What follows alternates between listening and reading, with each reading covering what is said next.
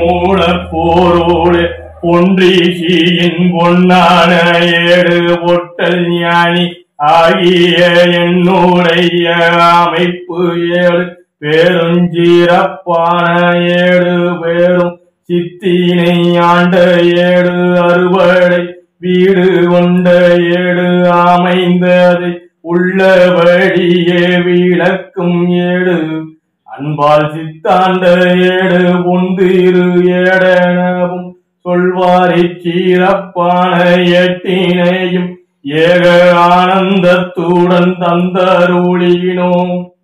சட்ட அமைப்பு இயக்க எட்டினையும் பூதிற்கணக்காக சொல்லி வாரம் உள்ள பொட்டல் ஞானியும் மூலமும் முதல் கூறு மூல கூறு ஒன்றல்ல பஞ்சமும் பஞ்சமும் ஐந்து கரத்தனை யானை மூகத்தினில் ஒன்றல்லோ காலமும் ஆதியால் இரண்டது ஒன்றிதழ் ஆதித்தனமன்றோ உமையவள் இணைந்திட மற்றொன்று பிறந்தது குமரன் அன்றோ ஆதியவன் கொண்டவன் இரண்டல்ல மூன்று மூன்றில் பிறந்திட்ட ஞான பாலகன் அன்றோ பொட்டல் ஞானியோ இன்றோ மூன்றில் இறந்து பிறந்தது ஆறு ஆறு முகத்தவன் செல்ல பேரன்றோ ஆறு ஆறாக ஐந்தில்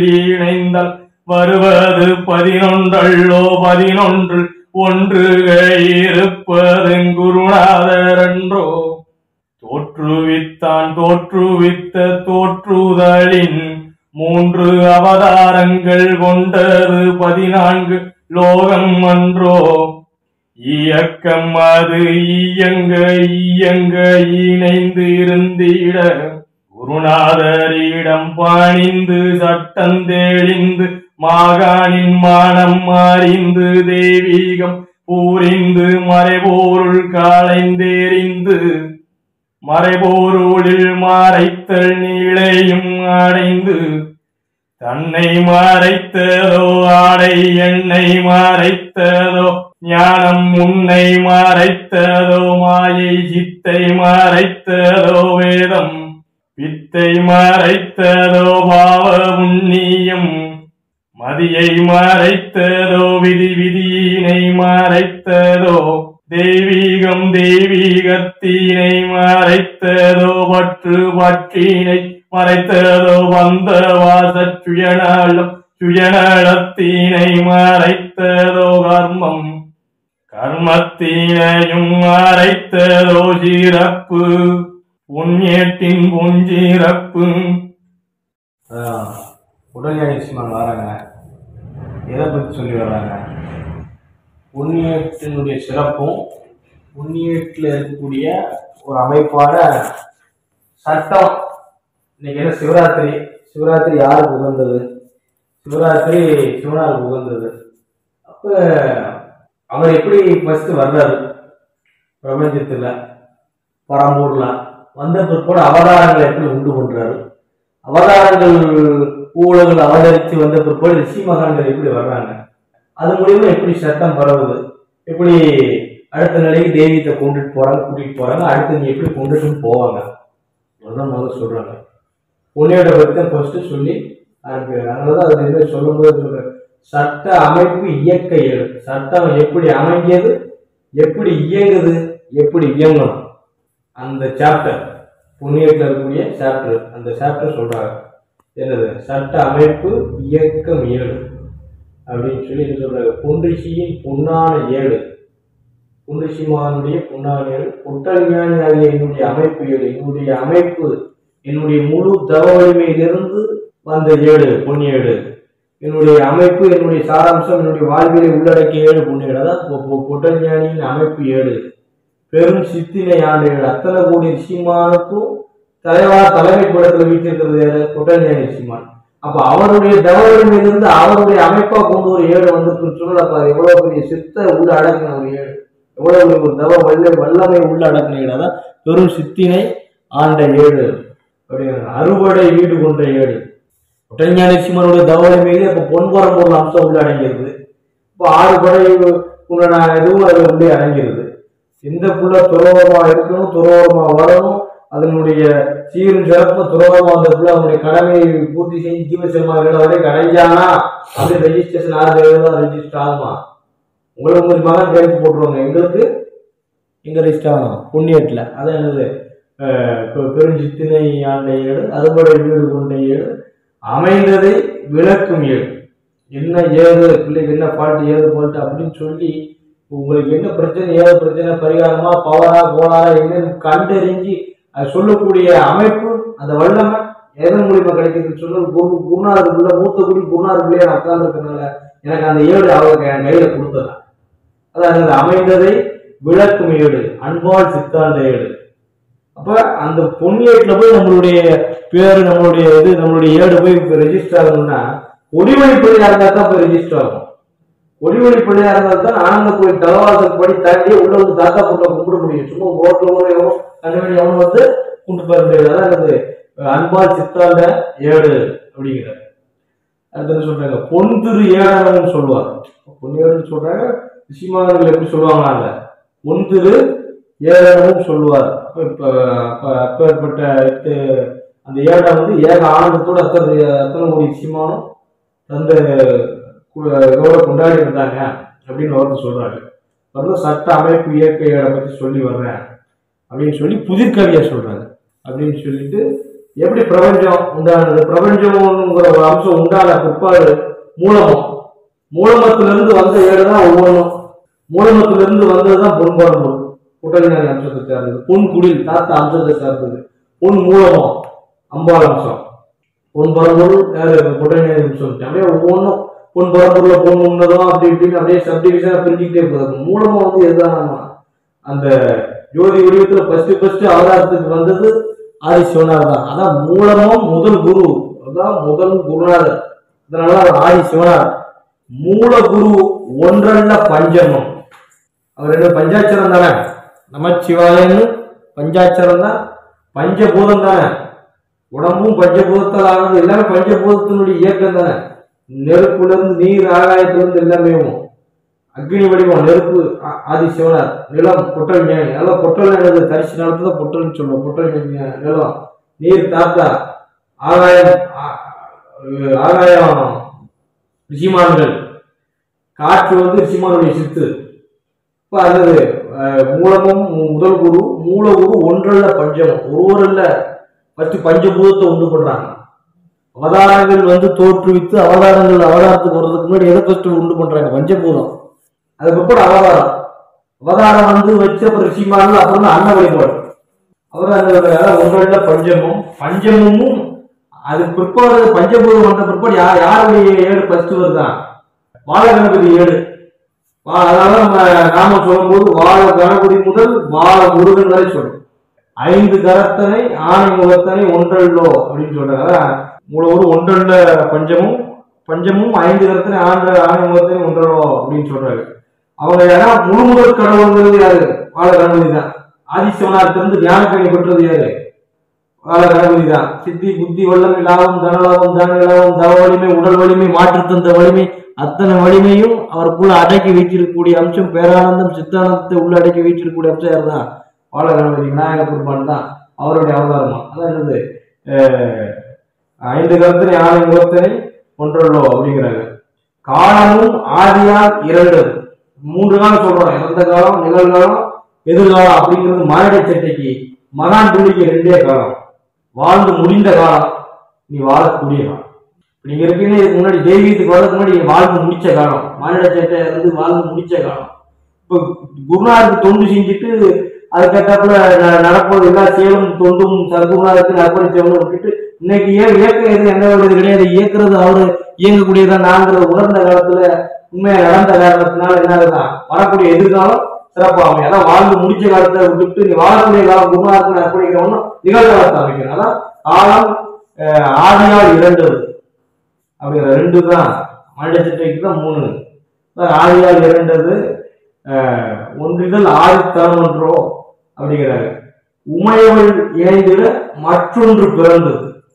அப்புறம் அம்பாள் அவதாரத்துக்கு வராங்க. அம்பாள் 7 வருது. அம்பாள் 7 வந்த பிற்பாடு என்ன வருதான், பாலமுருகன் அவதாரம். அதான் உமையவள் இணைந்திட மற்றொன்று பிறந்தது குமரன் என்றோ. குமரனா யார் இருந்தாங்களா? பாலமுருகனா குமரனா அவர் வந்து அது பிற்பாடு ஏற்கனவே சொன்ன மாதிரி பாலமுருகன் இளமை பருவம் தெரிஞ்சாலும் அந்த இளமை விடுக்கிறதுக்காண்டி ஒரு விளையாட்டு விளையாண்டு அவர் கோவிச்சுட்டு போய் நின்று ஏற்கனவே சொல்லியிருக்காங்க. அதுக்கேற்றப்ப அதான் தைப்பூசம் ஏழுன்னு தைப்பூசம் விளக்கத்தையும் சொன்னேன் இல்லையா? அப்போ என்ன செய்யறாங்க, ரிஷிமானங்களுக்கு தலைவரா தலைமை கூட ஏற்றி வர்றாங்க. அதான் என்னது அது பிற்பாடு சொல்றாங்க. ஆதியவன் கொண்டது 2 அல்ல 3. ஆதிசிவனார் வந்து அவதாரத்துக்கு ஃபர்ஸ்ட் கூட்டு வந்தது 2 பேர் இல்ல 3 பேரு. யாரு? அம்பாள். முதல்ல விநாயகர், அம்பாள். அதுக்கு பிற்பாடு யாரு? முருகப்பெருமான். அதான் ஆதியவன் கொண்டது 2 அல்ல 3. 3ல் பிறந்துட்ட ஞான பாலகன் என்றோ ஒட்டல் ஞானி இன்றோ. அன்னைக்கு நான் பாலமுருகன், இன்னைக்கு ரிஷிமாதன் கூட்டத்துக்கு தலைவரா தலைமை கூடமா ஏற்றி வச்சுக்கப்பட்டாங்க. அவர்களே காலத்தை 2ஆ பிரிக்காங்களா? பிள்ளைகளே எப்படித்தான் போய்க்கணுங்க. வாழ்ந்த காலத்தை முடிச்சுட்டு வாழக்கூடிய காலம் குருநாதருக்கு அர்ப்பணிக்கணுங்கிறத சொல்றதுக்கு ஏற்றவங்க அவ்வளவு 2ஆ பிரிக்காங்க. காலத்தை 3ஆ பிரிக்காங்க. அதான் சொல்றாங்க. அதான் அன்னைக்கு பாலகன் என்றோ இன்னைக்கு ஒட்டல் ஞானி இன்றோ அப்படிங்கிறாங்க. அடுத்து 3ல் இருந்து பிறந்தது 6. 3ல் இருந்து நம்ம 6 போனா ஒருத்தர்லாம்ல. இப்ப 3ல் இருந்து வந்ததுதான் 6ங்கிற நிலை. 6 முகத்தவன் செல்ல பிறன்றோம். புட்டாயனுடைய தவவலிமையிலிருந்து அடுத்து யார் அவதாரத்துக்கு வர்றாங்க? அவதாரத்தினுடைய தவவலிமையிலிருந்து ஒரு ரிஷிமன் அவதாரத்துக்கு வர்றாங்க.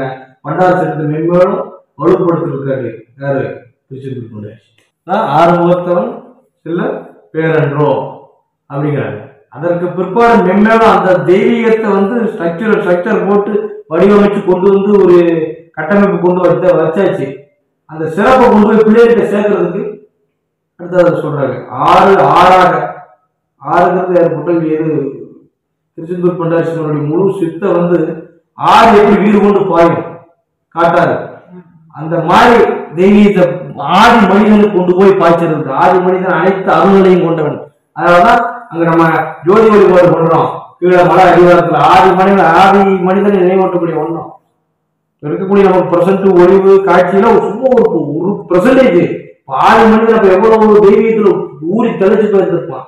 அப்ப அவனுக்கு அந்த தெய்வீகத்தை அவன் தெய்வீகத்துல ஊறி தெளிச்சு போயிருந்தான்னா அதுல இருந்து அதுக்கு யார் கொடுத்தது? யார்தான்? நம்ம 11 ரிஷிமான் மூலமா யார் தான் கொடுத்துருக்கா?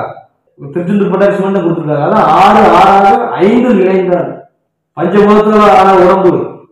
அப்போ ஆதி மனிதனுக்கு அதே நிலைதான், அதே கோட்பாடு தான். அதனாலதான் பஞ்சபூதத்துல ஆன உடம்பு குறிப்பிடுறவங்க 5ங்கிறாரு. அதான் 6 5 இணைந்தால் வருவது என்னது? 6 5 சேர்த்தா 11. 11 ரிஷிமான் தான் குருநாதருடைய சிறப்பும் பட்டாரேஸ்வரனுடைய சிறப்பையும் ஆதி மனிதனுக்கு உணர்த்துறது, கொண்டு போய் சேர்த்தது. அதான் 6 5 இணைந்தால் வருவது 11. 11ல் 1 இருப்பது என் குருநாதர். அதை அவதார நோக்கமா கொண்டு வந்து அங்க செலுத்தி அவங்க ஆதி மனிதனுக்கு அந்த தெய்வீகத்தை பூர்த்தி செஞ்சு முடிச்ச பிற்பாடு அவங்க கொண்டு போய் சேர்த்தது சொன்னது யாருடைய பெருமையத்தான்? யாருடைய சிறப்புத்தான்? குருநாதருடைய சிறப்புத்தான். ஆதி சிவனாருடைய சிறப்புத்தான். சிவச்சட்டத்தை பற்றித்தான். சிவச்சட்டத்துக்குள்ளான் பண்டார சட்டம் வழக்கம். அதான் 6 5 இணைந்தால் வருவது 11 11 இருப்பது குருநாதர் என்றோன்ட்டாங்க.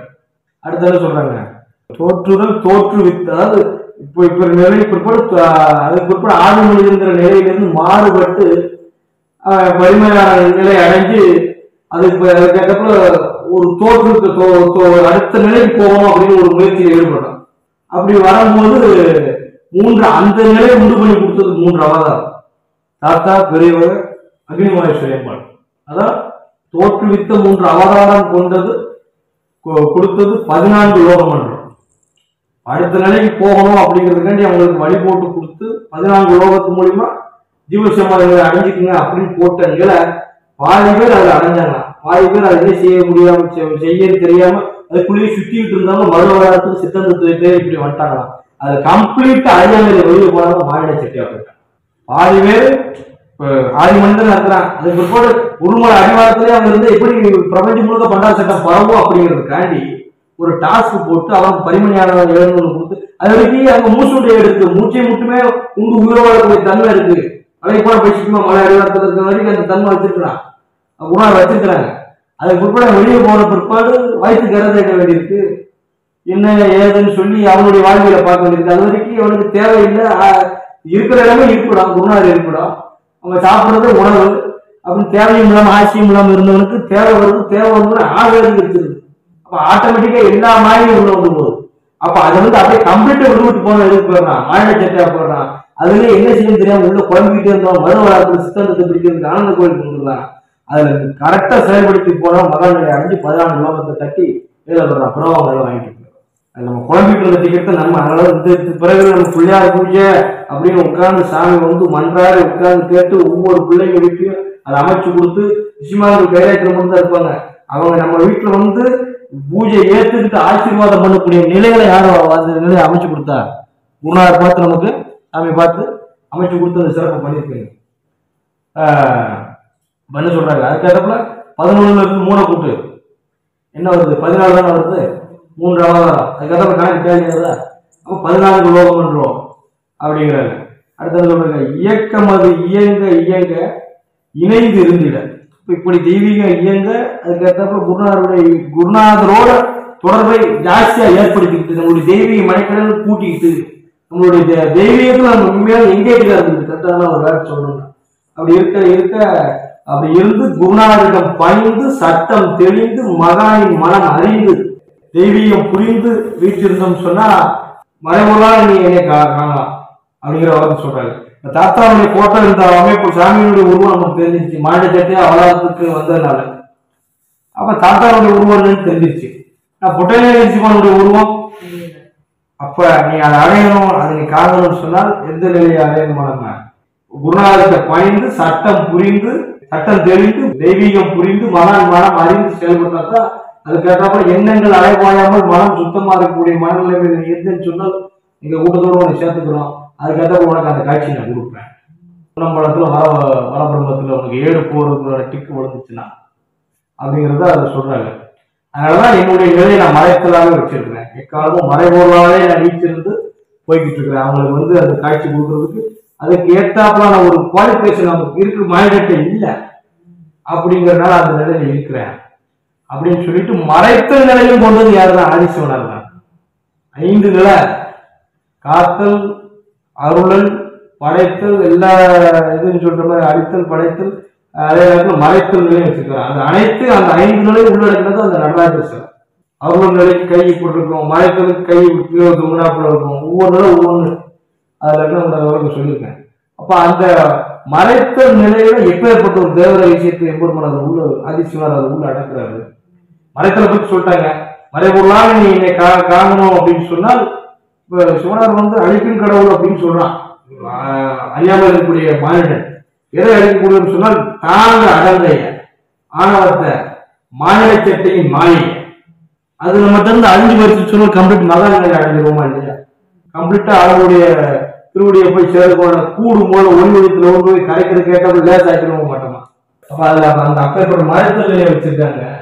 அப்ப ஆதி மனிதன் இருந்து எப்படி மாயை ஆரம்பிச்சது அந்த மறைத்தல் நிலைங்கிறது அதுக்கு மறுபடியும் முதல் கஷ்டப்படுறாங்க.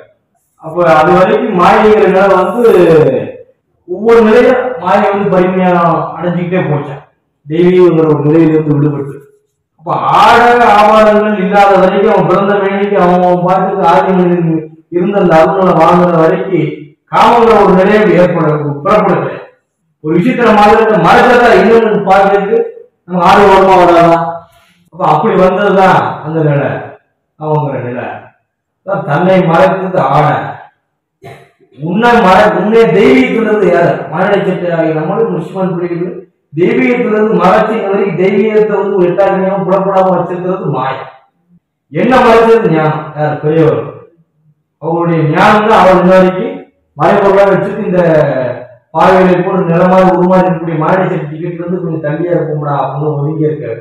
என்னை மறைத்தது ஞானம், சித்தை மறைத்தது வேதம். சித்தாந்தத்தினுடைய சிறப்பு வேதாந்தத்தினால மறைஞ்சு போச்சா? யாருக்கு அமைப்பு அழுது இருக்கு அவங்க மட்டும் அதனுடைய சித்தாந்தத்தினுடைய சிறப்பு அறிய முடியும் அப்படின்னு அதை கொண்டு விட்டாங்களா இருக்கு. சித்தை மறைத்தது வேதம், பித்தை மறைத்தது பாவ புண்ணியம். ஒரு பித்த நிலை அப்படின்னு சொன்னால் அதான் ஒரு கிட்டத்தட்ட ஒரு விரதம் மாதிரி ஒரே சிந்தனையோட ஒருமுக கருத்தோடு அப்படியே தியானத்துல குருநாத்தை வீட்டிலிருந்து அப்படியே தவம் இருந்து வாங்குற மாதிரி அந்த நிலை எதுல அடிபட்டு போகுது? பாவ புண்ணியத்தில் அடிபட்டு போகுது. இமயமலை மலைக்கு வரணும்னு நினைக்குது, செய்யணும்னு நினைக்குது. மதம் வந்துச்சுன்னா வர முடியாம போகுது.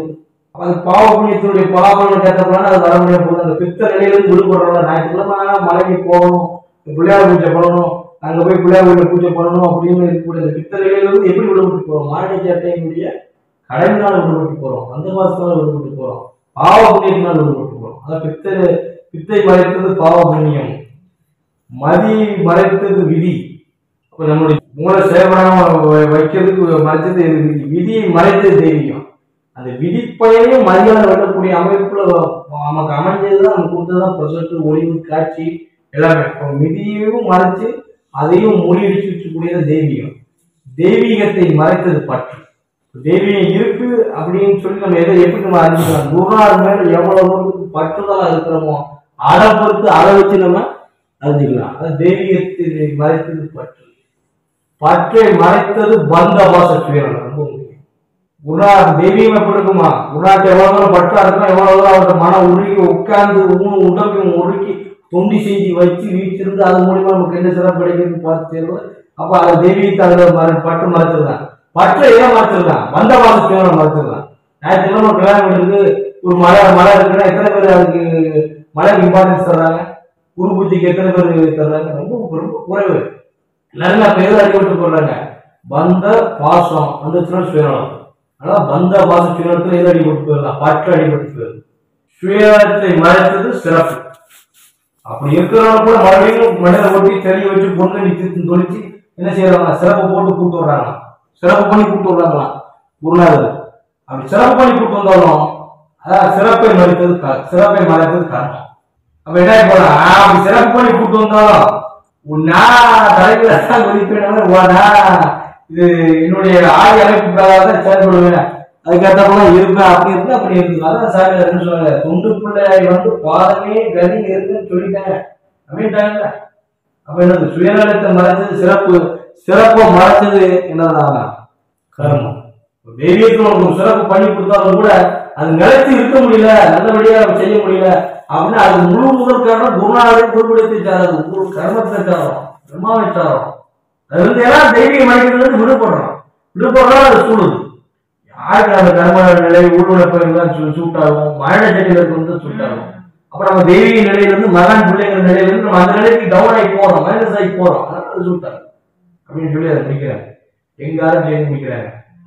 எப்படி மூலமாயது பரம்பூர் எப்படி ஆரம்பிச்சு அப்புறம் சாமி அப்புறம் வாழ அவதாரங்கிறது தாத்தாருக்கு அடக்கிட்டாங்க, பாரம்பூர் அவதாரங்கிறது அவதாரத்தை அடக்கி அதுக்கு பிற்பாடு எப்படின்னா ஏதாவது திருச்செந்தூர் பண்டாட்சி மன்றது 18 சீமான் வழக்கத்துல இருந்து போய் நடராஜர் அம்சத்தில் இருக்கக்கூடிய மறைத்தல் நிலையில போய் முடிச்சு எதை முடிக்கிறாங்க? இதான் சட்ட அமைப்பு இயக்க ஏழுங்கிறது. இப்போ கடைசியா அந்த ஆப்ஷன் யார்கிட்டே கொடுத்தாங்க? 3 ஆப்ஷன் இருக்கு, இந்த ஆப்ஷன் வழியா தான் போவோம் அப்படின்னு சொன்னாலும் சாய்ஸ் ஷுவர்ஸ் நம்மகிட்ட கொடுத்துருக்காங்க. அதான் போனா ஒரு கண்ணாடி போய் சேருவாங்க, ரைட் 4 நாளைக்கு நான் நிற்க வேண்டியதா அப்படின்ட்டு முடிச்சிடுறாங்க.